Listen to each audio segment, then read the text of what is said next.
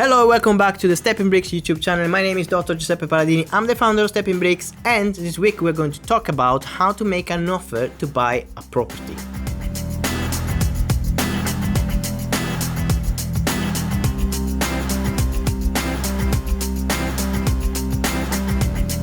Making an offer on a property involves several steps, but what are these steps? So let's see one by one, especially your behavior that you should adopt when you make an offer to the estate agent. So first of all, you need to research the market. You need to understand the area, the patch as they call it. So if you identify one property and you think that property is good for an investment or for your own residential property, then the offer is exactly the same, the offer process. So you just need to understand what to do for the type of strategy you're going to adopt. So let's say it's a residential property. It's slightly different if it's an investment.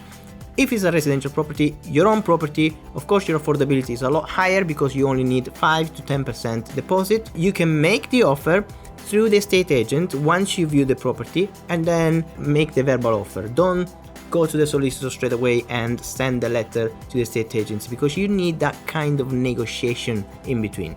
So whether it is a residential property or an investment property, you need a negotiation before involving any solicitor. So some people ask me, I'm going to send the solicitor letter and then you let me know if it's accepted or not. No, don't waste their time. Don't waste your money because some solicitors will charge you for those letters. Maybe not the first one, maybe not the second one, but if you're planning to do 20 viewings a week or 20 viewings a month, depends how motivated you are, then of course you cannot ask your solicitor to send a letter every time you put a single offer. So save yourself this money and the solicitor's time. What you can do is put a verbal offer in. So go and view the property, see if you like it, you run your numbers, you run your figures, and then if it's worth putting an offer through, then you phone the estate agent or write an email and then say, I want to put in a verbal offer. So even if it's in writing via email, it's still considered a verbal offer because it's not done through the solicitor. So then you say, I want to put in a verbal offer of X amount. And then you see what they say to you. So let's say in investment property, you need to play a little bit the game. So if you say, I want to put in this offer, do you think it's kind of ballpark figure, or just ask the agent, they can give you some insight. If the agent says no way, it is way off, then you know that you need to increase it a little bit more and not just by £500 or £1,000. If they say let me speak to the vendor, then you can probably have a chance, on this property. Then they go back to the vendor and then they call you and they say, yes, your offer has been accepted. That's fantastic. That's the dream when they accept your first offer. Or they can say to you, unfortunately the vendor doesn't want to accept your offer because it's too low. In that moment, then you can decide, shall I increase my offer or shall I give it up because it doesn't make any sense anymore financially. Now, if you are at that stage that doesn't make sense anymore financially, it means you offer too much. Let's be honest. Because the estate agent working there is called negotiator for a reason, because they're going to negotiate with you. So if you know they're going to negotiate with you, why would you offer the top straight away? Unless you really love this property, you want to secure it, you don't want to lose it, so you go straight to the point. For example, the property that I bought with my wife when we moved in the residential property, strangely enough, was a fixed price. So generally you have offers over or offers in the region of, which you never know in what's the actual price that they want. But this property was fixed price. And the fixed price property, it's rare these days. So when we went to view the property, we asked the vendor, because the viewing was with the vendor, and we say, so how much do you want for this property? And the vendor said, well, it's a fixed price, so the fixed price. And I couldn't believe it. And I was like, okay, so if we offer this, it means it's going to be accepted. I said, yeah. Remember, that we were just starting out. So we went back to the broker. We were talking with the mortgage broker and says, okay, we want to put this offer in. The broker puts in an offer £3,000 less, which is why are you doing this? You wouldn't want to lose this property. So the broker put £3,000 less, and of course the vendor was a bit like, hey, I just told you that I wanted this price, why are you offering me less? So they rejected the offer, And then when the broker came back to us and says, oh, they rejected the offer of £3,000 less. I said, why did you put £3,000 less? And they say, oh, maybe to save money on the boiler if you have to replace it. I said, no, just put the offer through the one that I'm telling you. So it's important to have a clear communication with the people and the professional working with you. If you don't have that clear communication, you may lose the deal. So in that case, what we did, the same night, we drove again into the property, knocked at the door and said, really sorry, it wasn't us putting this offer, low offer. We want this property, we want to put the offer, as you requested. So tomorrow morning we're going to put that offer. Please do not give it to anybody else. The lady was super nice. So long story short here is communication is essential when you make an offer.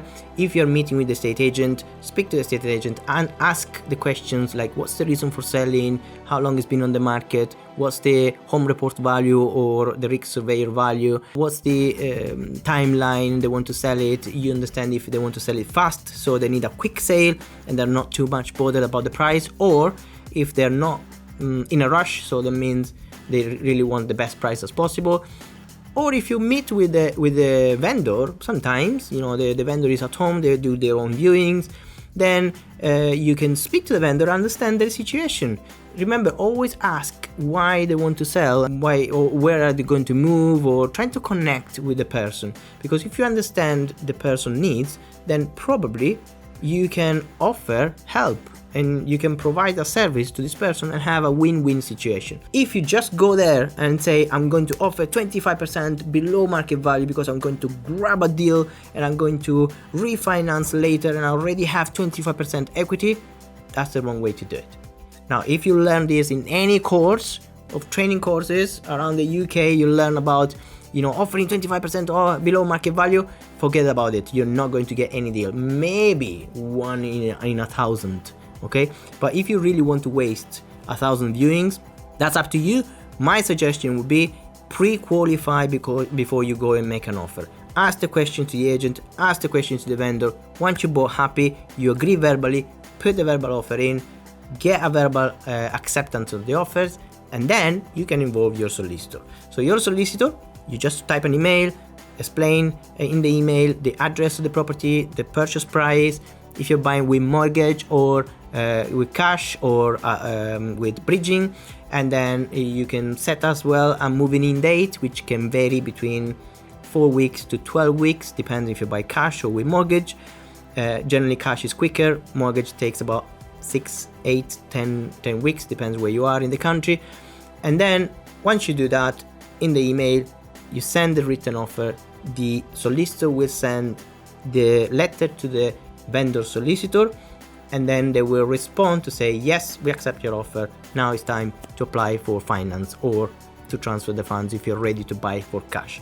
So of course, before you transfer the funds, the solicitor will do all the searches on the property, they'll do all the legalities, and they will make sure the property is ready to be sold, because sometimes you can have some issues in the title deeds of the property, they need to be sorted, or there's probably a fight between neighbors and you need to solve that issue before you buy this property and avoid inheriting the problem of the previous vendor.